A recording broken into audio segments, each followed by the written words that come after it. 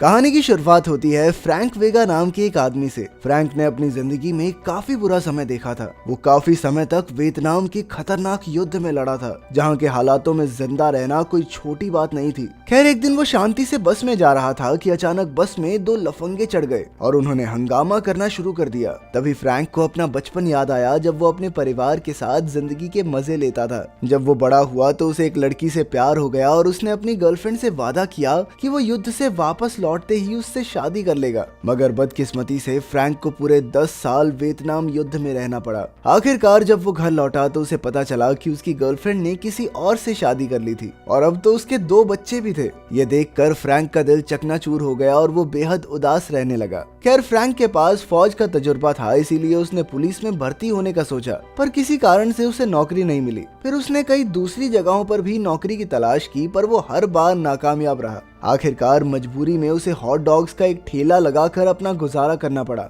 इस तरह मेहनत करते करते उसे कई साल हो गए थे, पर फिर एक दिन शहर में एक नया और सुंदर हॉट डॉग ट्रक आया, जिससे फ्रैंक का धंधा पूरी तरह चौपट हो गया। उसके सारे ग्राहक उस सुंदर ट्रक से हॉट डॉग खरीदने लगे। अब उसके पास बिना घर और नौकरी के इधर उधर घूमने के सिवा कोई रास्ता नहीं था। वर्तमान समय में बस के अंदर वो लफंगे एक बूढ़े आदमी को परेशान कर रहे थे। एक ने तो उसे घूसा मारने की कोशिश भी की, पर अचानक फ्रैंक ने बीच में आकर उसका हाथ पकड़ लिया। फिर उसने उन लफंगों की जमकर धुलाई की। कुछ लड़कों ने इस घटना की वीडियो बनाकर सोशल मीडिया पर डाल दी और कुछ ही समय में फ्रैंक अपनी बहादुरी के कारण देश भर में मशहूर हो गया। लोग उसे बैड एस के नाम से बुलाने लगे। कुछ लोग तो उसके नाम की टी शर्ट्स और उसकी पेंटिंग्स भी बनाने लगे थे। सिर्फ इतना ही नहीं, फ्रैंक और उसकी माँ को एक टॉक शो पर भी बुलाया गया, जहाँ उसे इतने सालों बाद उसके हक की इज्जत दी गई। पर बदकिस्मती से 3 महीने बाद ही उसकी माँ चल बसी। आखिरकार फ्रैंक अकेला अपनी माँ के घर में उनके कुत्ते के साथ रहने लगा। एक दिन फ्रैंक का दोस्त वॉशिंगटन उससे मिलने आया।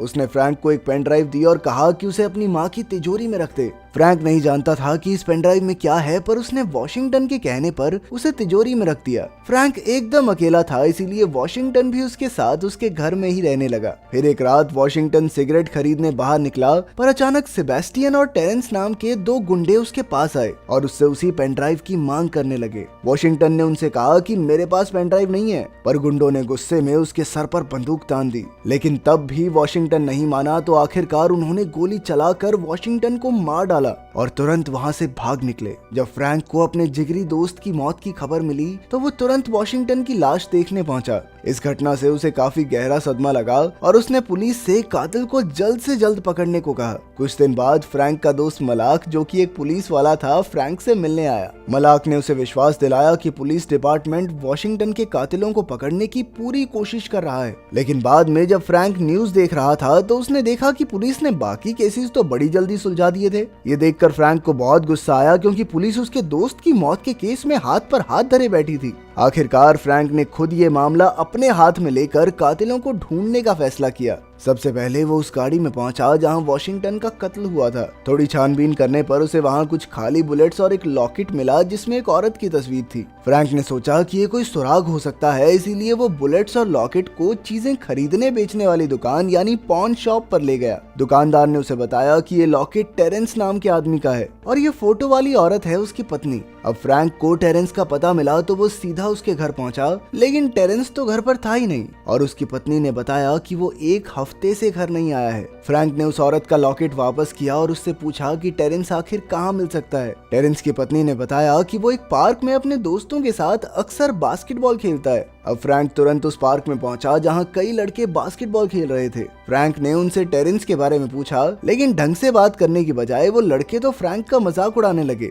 इससे फ्रैंक का पारा हाई हो गया और उसने एक एक करके सबको पीटा। असल में वो सब टेरेंस के दोस्त ही थे। जब फ्रैंक ने उनसे दोबारा टेरेंस के बारे में पूछा तो उन्होंने कहा कि उन्हें नहीं पता कि टेरेंस कहाँ है, पर फिर उन्होंने बताया कि रोनाल्डो नाम के एक लड़के को इसकी खबर हो सकती है, क्योंकि वो टेरेंस का सबसे अच्छा दोस्त है। आखिरकार फ्रैंक रोनाल्डो के घर पहुंचा, जहां उसकी मुलाकात रोनाल्डो के रूममेट से हुई। उसने फ्रैंक को बताया कि टेरेंस एक बार में गया है। जब फ्रैंक वहां पहुंचा तो उसे कुछ गुंडे मिले जो उसका मजाक उड़ाने लगे कि बुढ़े चला जाए यहाँ से, वरना अपनी हड्डी वड्डी तुड़वा बैठेगा। लेकिन फ्रैंक ने उन गुंडों की हड्डी पसली एक कर दी। आखिरकार उसे रोनाल्डो मिल ही गया और फ्रैंक ने उसे बैल्कनी से लटका कर पूछा कि टेरेंस कहाँ है। तब उसे पता चला कि टेरेंस तो तान्या नाम की एक लड़की के साथ है। इसके बाद हम पैंथर नाम के एक माफिया गैंगस्टर को देखते हैं। असल में पैंथर ही टेरेंस और सेबेस्टियन का बॉस था। यहाँ पैंथर मेजर विलियम्स नाम के एक मंत्री से बात कर रहा था। विलियम्स चाहता था कि पैंथर कहीं से भी वो पेन ड्राइव ढूंढ कर लाए, क्योंकि असल में उस पेन ड्राइव के अंदर विलियम्स की काली करतूतों का कच्चा चिट्ठा था। पहले वॉशिंगटन पैंथर के लिए ही काम करता था, पर फिर उसने गैंग छोड़ दी और पैंथर को धोखा देकर विलियम्स की पेन ड्राइव भी चुरा ली। उधर फ्रैंक टेरेंस को ढूंढने के मिशन पर था और तब उसके पड़ोसी मार्टिन ने उसकी मदद की। मार्टिन ने कहा कि उन्हें ये पता लगाना चाहिए कि आखिर उस पेन ड्राइव में ऐसा था क्या। उधर फ्रैंक तान्या से मिलने एक मसाज पार्लर पर गया जहां तान्या काम करती थी। फ्रैंक ने उससे टेरेंस के बारे में पूछा, पर तान्या ने उसे कुछ ज्यादा नहीं बताया। इसीलिए फ्रैंक ने रात को तान्या का पीछा करने का फैसला किया। छिपते छिपाते वो तान्या के घर में घुस आया, जहां आखिरकार उसे टेरेंस मिल ही गया। फ्रैंक ने उसे बहुत बुरी तरह पीटा और उससे पूछा कि वॉशिंगटन को मारने के पीछे किसका हाथ है, पर टेरेंस भी काफी अड़ियल था और उसने अपना मुंह नहीं खोला। तब फ्रैंक उसे किचन में ले आया और उसका हाथ गैस पर रखकर आग जलाने की धमकी दी। ये तरकीब काम कर गई और टेरेंस ने बताया कि वॉशिंगटन ने पैंथर नाम के गैंगस्टर से पंगा लेकर बहुत बड़ी गलती कर दी थी। वॉशिंगटन के पास जो पेन ड्राइव थी उसमें माफिया और मंत्री विलियम के खिलाफ बहुत ही ताकतवर सबूत थे। फिर टेरेंस ने फ्रैंक को पैंथर का पता भी दिया, पर इससे पहले कि फ्रैंक पैंथर का सामना करता वो अपने घर पर तैयारी करने गया। तभी उसे मार्टिन के घर से चीखने चिल्लाने की आवाजें आने लगी। मार्टिन की माँ एम्बर अपने शराबी पति से बेहद परेशान थी। वो अक्सर शराब पीकर एम्बर को मारता पीटता और हंगामा करता। तभी ऐन वक्त पर फ्रैंक ने बीच में आकर एम्बर की जान बचाई। फ्रैंक की बहादुरी से खुश होकर एम्बर ने उसका शुक्रिया अदा करने के लिए उसे खाने पर बुलाया। फ्रैंक ने भी इस मौके का पूरा फायदा उठाया और वो बिना समय गवाए बढ़िया कपड़े पहनकर एम्बर के घर आ गया। खाना खाने के बाद वो दोनों एक दूसरे के काफी करीब आ गए और वो एक दूसरे को चूमने ही वाले थे कि अचानक मार्टिन वहां आ गया। खैर फिर फ्रैंक ने एम्बर को उसकी और मार्टिन की सुरक्षा के लिए अपने घर पर रहने के लिए बुलाया। अगले दिन फ्रैंक ने वो खुफिया पेन ड्राइव अपने दोस्त मलाक को दे दी और खुद पैंथर को ढूंढने निकल पड़ा। पैंथर को पहले ही खबर मिल गई थी कि फ्रैंक उसे मारने आ रहा है, इसीलिए उसने अपनी गैंग को हुक्म दिया कि अगर फ्रैंक अपने साथ पेन ड्राइव ना लाया हो तो उसका नामो निशान मिटा देना। जब फ्रैंक वहां घुसा तो पैंथर की गैंग उस पर हावी हो गई और उन्होंने मार मार कर उसे बेहोश कर दिया। फिर उन्होंने फ्रैंक को बांधकर उसे टॉर्चर करना शुरू किया ताकि वो उन्हें पेन ड्राइव का पता बता दे। उन्होंने तो फ्रैंक को बिजली के झटके भी दिए, पर फ्रैंक कोई कच्चा खिलाड़ी नहीं था। इतने खतरनाक दर्द के बावजूद भी उसने अपना मुंह नहीं खोला। ये देखकर पैंथर गुस्से से तिलमिला उठा। उसने फ्रैंक का बटुआ निकाला जिसमें उसे फ्रैंक के घर का पता मिल गया।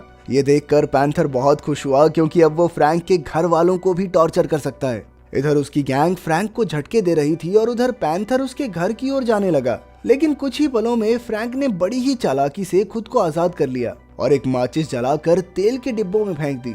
इससे पूरे अड्डे पर जबरदस्त धमाका हो गया और पैंथर भी अपनी जान बचाकर भागा। लेकिन फ्रैंक उसे इतनी आसानी से छोड़ने वाला नहीं था। वो दोनों दौड़ते दौड़ते बसों में चढ़ गए और फिर बस चलाकर एक दूसरे का पीछा करने लगे। आखिरकार दोनों की जोरदार टक्कर हो गई, पर फ्रैंक अब भी नहीं रुका और वो पैंथर के पीछे दौड़ने लगा। तभी रास्ते में उसे वही दो लफंगे मिल गए जिनको उसने बस में पीटा था। अब इन लफंगों ने भी बदला लेने की सोची और फ्रैंक पर हमला कर दिया, पर फ्रैंक ने उन्हें पीट पीट कर उनकी हड्डी पसली एक कर दी और उन्हें ढंग से समझा दिया कि इस इलाके का असली गुंडा कौन है। खैर फिर वो दोबारा से पैंथर का पीछा करने लगा। वहीं दूसरी ओर पैंथर फ्रैंक के घर तक पहुंच गया था। घर में एम्बर मौजूद थी और पैंथर ने उसे धमकी देकर कहा कि अगर उसने पैंथर की छिपाई हुई पेन ड्राइव उसे नहीं दी तो वो सबको मार डालेगा। तभी ऐन वक्त पर फ्रैंक वहां सबको बचाने के लिए आ पहुंचा और उन दोनों के बीच भयंकर लड़ाई शुरू हो गई। लड़ते लड़ते वो दोनों घर से बाहर आ गए और मौका देखते ही एम्बर पैंथर पर कूद पड़ी। उसी समय फ्रैंक ने पैंथर पर जबरदस्त वार करके उसे चित कर दिया। आखिरकार पुलिस ने पैंथर को गिरफ्तार कर लिया और जल्द ही पेनड्राइव में मिले सबूतों की मदद से विलियम्स को भी पकड़ लिया गया। उस पेनड्राइव की बदौलत पैंथर और विलियम की सच्चाई पूरे देश के सामने आ चुकी थी। आखिरकार उन्हें जेल हो गई और इधर फ्रैंक, एम्बर और मार्टिन एक साथ खुशी खुशी रहने लगे। अगर वीडियो पसंद आई तो लाइक कर देना, चैनल को सब्सक्राइब कर देना। मिलते हैं अगली वीडियो में।